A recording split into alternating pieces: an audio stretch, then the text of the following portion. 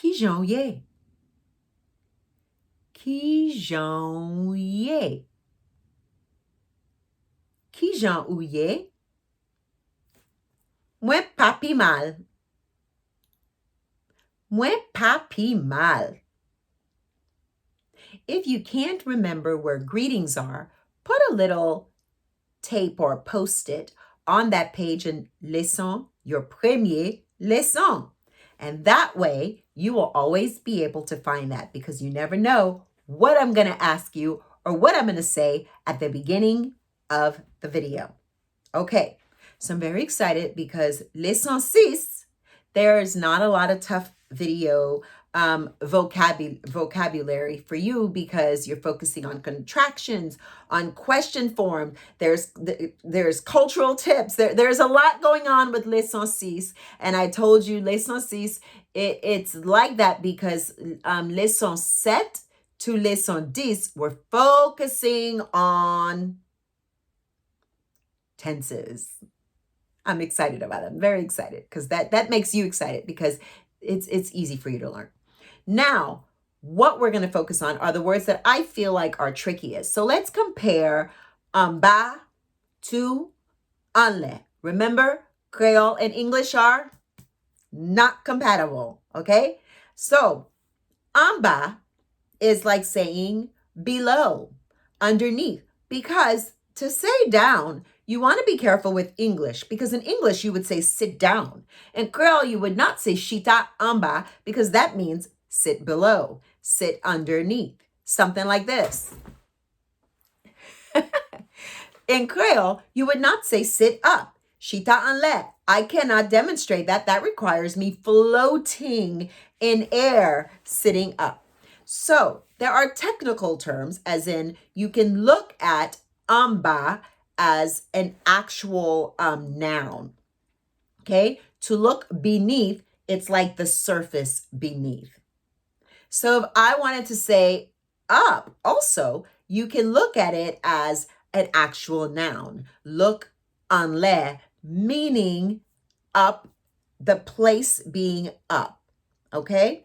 In English, you could tell someone, go upstairs. We don't have a word upstairs. We don't have a word downstairs. So if I'm going upstairs, I'm going to monter en l'air. Monter en l'air. That means ascend up. Now, sometimes we just say monter, go up, ascend, or descend, go downstairs, descend, go down. The word for stairs is escalier. E-S-K-A-L-Y-E. Escalier. E-S-K-A-L-Y-E. Escalier means stairs, but we don't have the word downstairs. We don't have the word upstairs. So I'm trying to do this slowly because I know these concepts are very different from English. So if I want to say go downstairs, descend en bas, or just descend. If I want to say go upstairs, monter en l'air, or just monter. Where is John? Lit en bas. He's downstairs. Where is Gloria? Lit en l'air. She's upstairs. Do you see what I'm saying?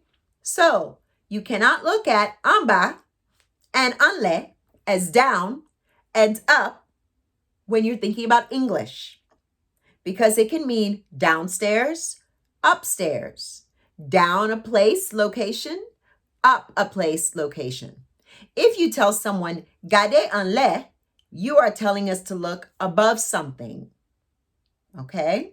Garder en bas, you're telling us to look below something, at the bottom of the ocean, en bas. En bas. Okay? Very important. All right. So if I want to say it's below the water.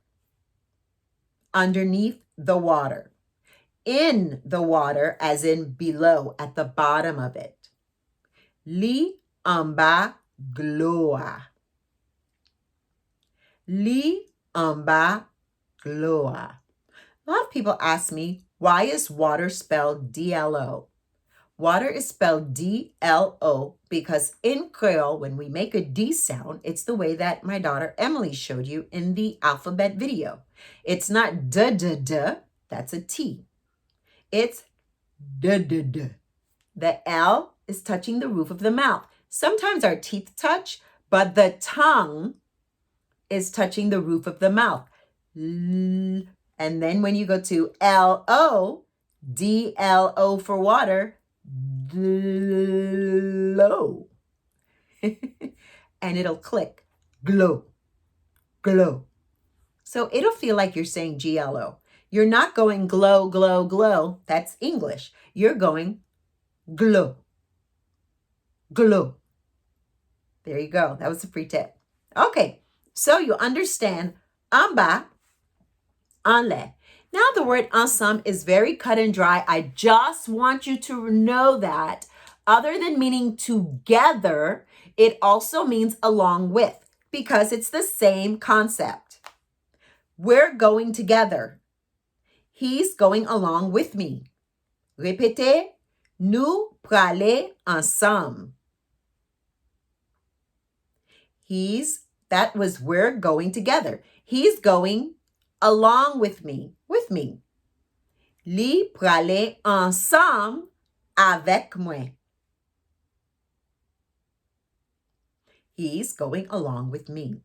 So now I want to compare two other words, assez and compte. A lot of people know the word compte in Creole because as Haitians, we use it quite often. They both mean the word enough. Now, the only one that can stand alone, that's if a child is making a lot of noise and you want to say enough, is assez. You do not tell a child compte. Compte is talking about the quantity of something, to have enough of something, not the action of something. You know, like you're making a lot of noise. Enough. No, you would say assez. For compte, if someone is giving you money and you want to say that's enough, you would say ça compte. That's enough. You can use assez all the time as enough, but it is the only one also that can stand alone. Assez. Someone's giving you money. Well, you might never want to say enough, but you can say assez. But compte cannot stand alone. Someone is giving you money. You cannot say compte. You can say that's compte. Ça compte. Also, when using the word compte, it cannot go in front of something. You can say that's enough money in Creole, but you cannot say that's compte money. You could say that's assez money. Compte cannot go in front of something. Here is an example. That's enough money. Ça c'est assez cob. Ça c'est assez cob. But you have to end with compte in Creole. The money is enough. Cob la compte. Cob la compte. So now you know we cannot say compte by itself. We cannot put compte in front of something. Enough dogs. Assez dogs, but not compte dogs. And compte has to do with things we are counting, objects, not action. The car is coming too close to you. Assez. Quit it.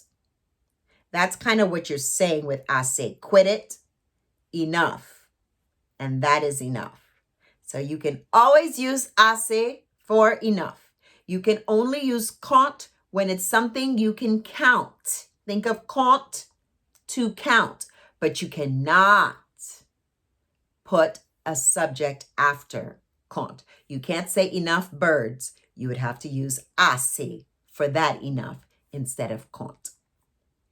Now, you had the word today, machine, which means machine. It also means vehicle for us. We use the word machine for vehicle frequently. Because you got the word machine, I want to teach you another word, another way to use a word you've already learned. You learned the word marcher, which means to walk, and it is also the outdoor marketplace, okay? But when you want to say that something that is a machine is working well, you use the word marcher. The refrigerator is not working well. Frigidaire pas marcher bien. Frigidaire pas marcher bien. There is another way that you could say that a machine is not working well. Lit en panne. It's not working well. Lit en panne.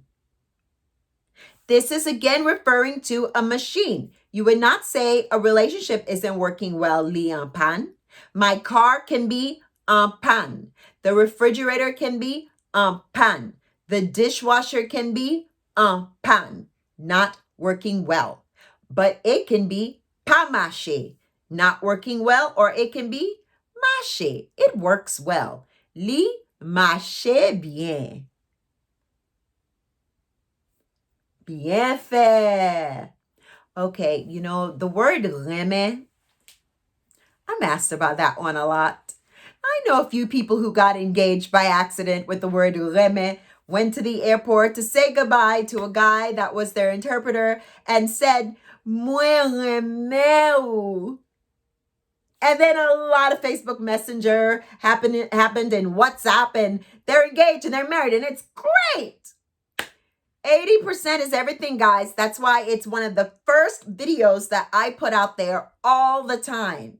That 80% means that you're conveying your full message. It is not full without the 80%, without the eyes, the body, the shoulders, the expression, the voice inflection, and the intonation, like you learned in the forms of the, leading from one word to another smoothly. Moi remets ou. I like you. Moi remets ou. I like you a lot. I like you. Moi remets ou. I'm in love with you. So be careful with the 80%. So let's start with the simplest. I like you. Moi remets ou. Remets. Remets. I like you a lot. Moi remets ou. I'm in love with you. Moi remets ou. Okay, so you have to be careful with that delivery, with that 80%. There are two words in Creole that can have the same meaning. Sous does not only mean drunk and the preposition on, like on the table, but it also means sort of like about. And D-E, does not just mean the number 2. It also means of. So when I say sous means about, think about the old European way of saying on. Let's speak on this subject. So let's speak about this subject. So if I speak sous you, I am telling on you. It's like a child saying, I'm going to tell on you. M'a dissous.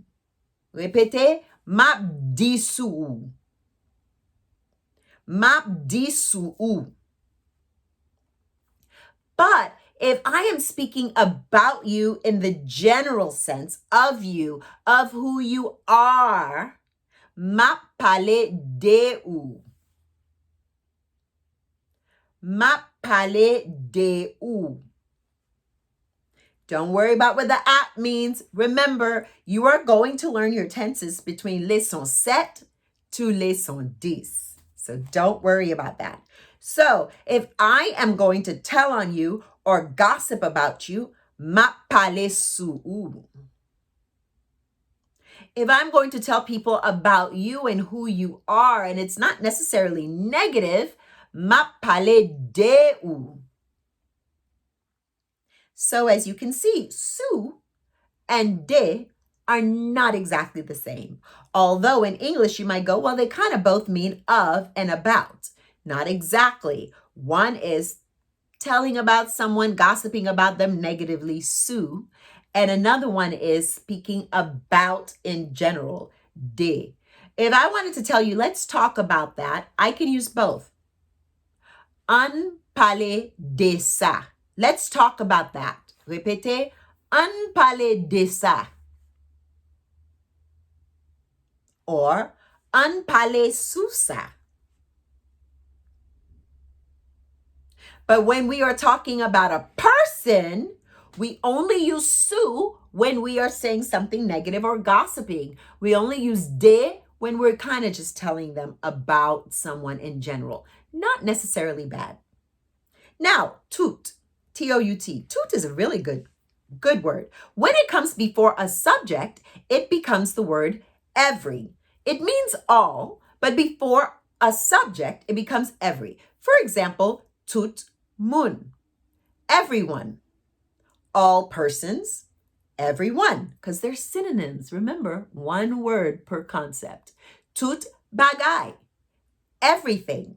Instead of just all things, it means everything. So if I wanted to say, I love everyone, mwen reme tout moun. Mwen reme tout moun. But if I wanted to say, I love someone, mwen reme yon moun. Mwen reme yon moun. Now, the reason that we're saying yon moun is, I love one person, someone. Yon is the definite, indefinite article. So we say yon moun means a person, which in modern English means someone. Remember, you learned the indefinite article an, which is in Creole, yon, in leçon de. A dog, yon chien. An apple, yon pomme. A person, meaning someone, yon moun. Répétez, I love everyone. Mwen reme tout moun. I love someone. Mwen reme yon moun. You're not going to know who.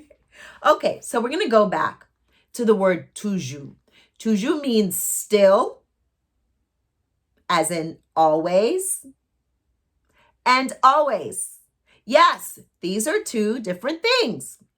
For example, if I want to tell you, he always comes here. Li toujours vin là. Li toujours vin là. But if I want to say, he comes here still, li vin là toujours. Li vin là toujours. Because to still do something is to always do something. And we use the same word because it's the same concept, but we recognize the different way of using it. He always comes here. Li toujours vin là. Always will come before the action. Toujours before the action. He comes here still. Li vin là toujours. When you want to say like still, you put toujours at the end. Okay. Tricky stuff. That's why we do this going deeper. The word voler and voler are very self-explanatory. Voler is to jump.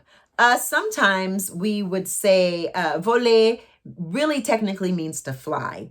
Birds voler. But we say to jump because of the old expression of fly, like go quickly. If we want someone to go fast, to jump as high as they can, we will say voler. Okay? Voler là.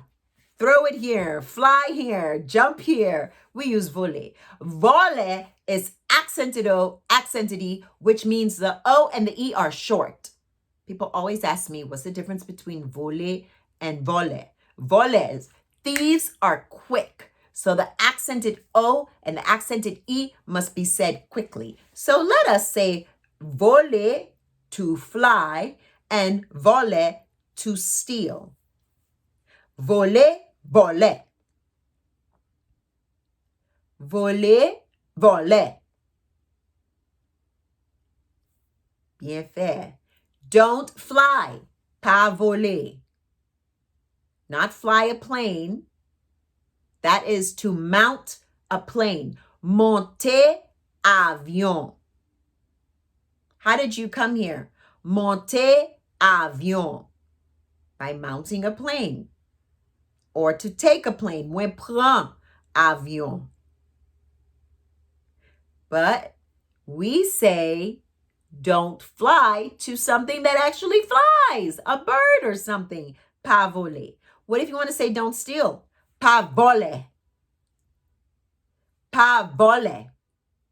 So short O, short E. Like this video, but it's a lot. Very few vocabulary words, but even in teaching it, I realize you're going to need to listen to this just a little bit more times so that you can feel like, okay, I got this. The next video is going to be cultural tips. That's going to tie in some of the vocab and the language you've been learning thus far and how to use them culturally, along with introducing contractions. And then after that is going to be the video on contractions. You definitely want to listen to this because it's going to teach you how to comprehend us when we speak. We always speak in contractions. And it's going to teach you some of the tried and true ways of contracting, but not everything's hard and fast. It's not a hard and fast rule, contracting. So I will see you on the next video.